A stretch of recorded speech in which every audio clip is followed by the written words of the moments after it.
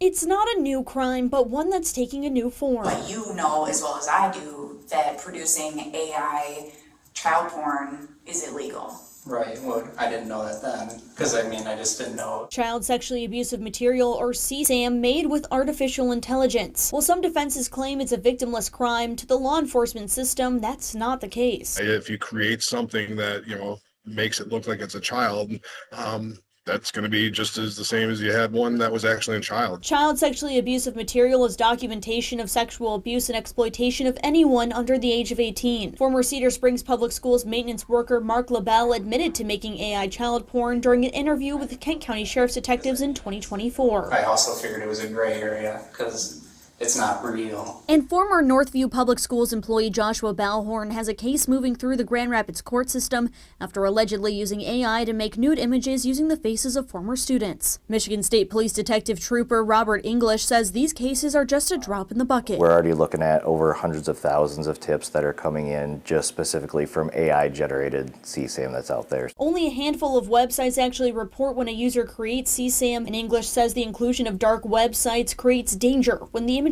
can be produced in seconds. Prosecutors like Chris Becker end up being the ones to determine and press charges. As the Kent County prosecutor, he says what he's seeing with AI could be the tip of the iceberg. I think it's scarier now because, I've been doing this 30 years. 30 years, yeah, you had some CSAM and, but it was all photos. We didn't have the internet. We didn't have phones. We didn't have the sharing ability that we do now. And so that's just exploded. The charges don't stop at making the material. There's also a charge for using a computer to commit a crime, potentially adding decades onto a prison sentence. As a kind of a forgotten about charge, but it carries worse penalties sometimes than even the actual crime that gave rise to what you're using the computer for. AI CSAM is something Becker sees as a gateway to other child sexually abusive behaviors. To make this kind of a accepted procedure because, wow, it's not a real person. Well, it's encouraging that behavior, and it's not that much of a leap that you're engaged in this, AI stuff that at some point in time, well, I'm going to try the real thing. The images created by AI aren't real, but the trauma the content creates for the minor victims is. When children experience something